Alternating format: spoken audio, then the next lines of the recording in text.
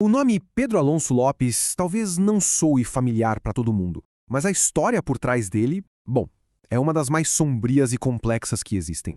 A gente está falando de um homem que é considerado um dos assassinos em série mais prolíficos da história. Então vamos mergulhar nisso para entender não só os fatos, mas o que se passava na cabeça dele. Ele ficou conhecido no mundo todo por um apelido que já diz tudo, né? O Monstro dos Andes. Essa foto aí da ficha dele de 1980 é o rosto do homem por trás dessa lenda assustadora. E quando a gente fala da escala dos crimes, é uma coisa difícil até de imaginar. O próprio Lopes confessou ter assassinado mais de 300 pessoas em 3 países: Colômbia, Equador e Peru. Desse total, pelo menos 110 mortes foram confirmadas. É um número absurdo. E aí fica a pergunta que vale 1 milhão. Como é que alguém se transforma nisso? É uma questão de natureza? A pessoa já nasce assim? Ou ela é moldada para isso ao longo da vida? Para a gente tentar entender essa história, nosso caminho vai ser o seguinte. Primeiro vamos olhar para essa figura do monstro. Depois a gente mergulha na psicologia, na infância dele, numa teoria que talvez explique tudo isso, como a violência se repetiu. E, por fim, o sumiço dele, que é um mistério até hoje. Agora, vamos dar um passo além do choque inicial dos crimes e tentar entender a psicologia por trás disso. É muito fácil, né? A mídia chama de monstro e pronto. Mas quando a gente cava um pouco mais fundo, a coisa fica bem mais complexa e perturbadora. E olha que interessante essa citação de um estudo da PUC-SP. Ela diz que, muitas vezes, por trás de comportamentos violentos assim, existem histórias bem complicadas de abuso e trauma na infância. É a ideia de que talvez, por trás daquele monstro, exista uma pessoa que foi quebrada. Para começar a entender o homem que ele se tornou, não tem jeito. A gente precisa voltar lá atrás. A chave para entender a mente do Pedro Lopes parece estar nos seus primeiros anos de vida. Uma infância marcada por muita, mas muita instabilidade e violência. E ele nasceu na Colômbia, em 1948, numa situação já bem complicada. O pai dele foi assassinado antes mesmo de ele nascer, durante La Violência, um período de guerra civil no país. Ele era o 7º de 13 filhos e cresceu sem pai e, segundo ele, com uma mãe abusiva a quem ele mesmo descrevia como prostituta. E tem um momento específico na infância dele que é chave, mas a história é meio confusa. O Lopes diz que a mãe o expulsou de casa aos 8 anos. Já a mãe dele dizia que não, que ele fugiu por conta própria. Só essa diferença de versões já mostra o tamanho da bagunça que era essa família, né? Um ambiente totalmente disfuncional. E o que veio depois foi só ladeira abaixo. Depois de sair de casa, ele foi morar na rua e foi abusado sexualmente.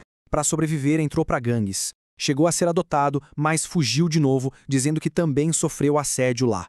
Pensa só, antes de fazer 20 anos, a vida do cara já era uma sequência sem fim de abuso, abandono e violência.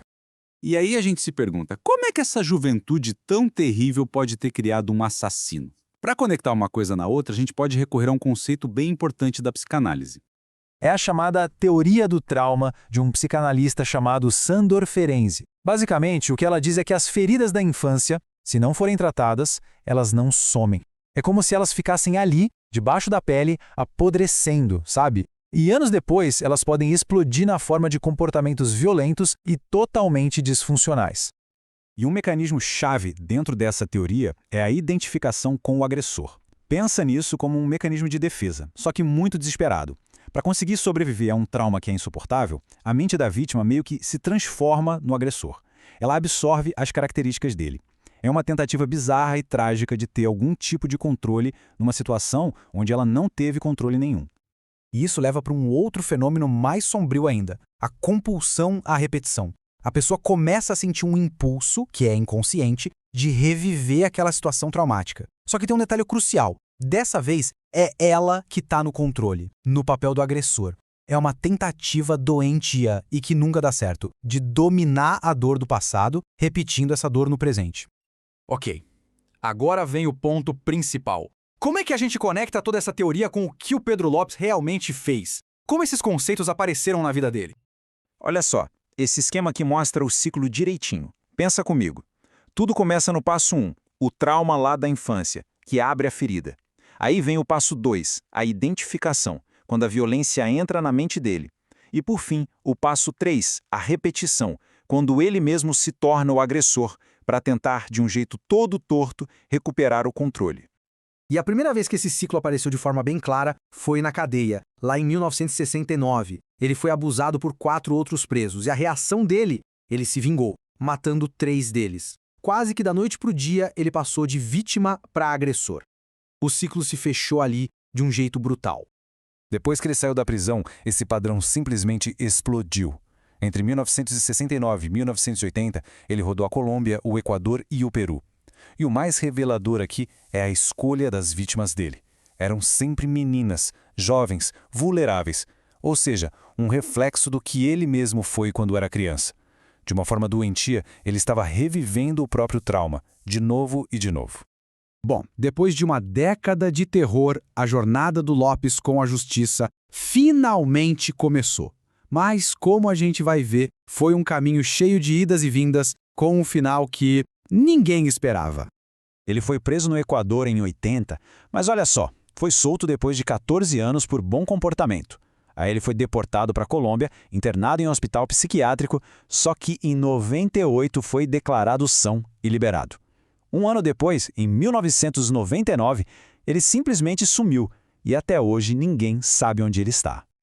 E aqui é muito importante deixar uma coisa clara. Como os próprios pesquisadores Salles e Dutra apontam, entender a psicologia, os traumas que podem ter criado um criminoso, isso não é a mesma coisa que passar um pano ou desculpar os crimes dele. A responsabilidade pelos atos terríveis que ele cometeu continua sendo inteiramente dele. No fim das contas, a história do Pedro Lopes joga a gente de volta para aquela grande questão. O monstro nasce pronto ou ele é construído? Quando a gente olha para a trajetória dele, desde a infância cheia de traumas até essa repetição sem fim de violência, a pergunta sobre a origem do mal fica ainda mais complexa e muito mais perturbadora.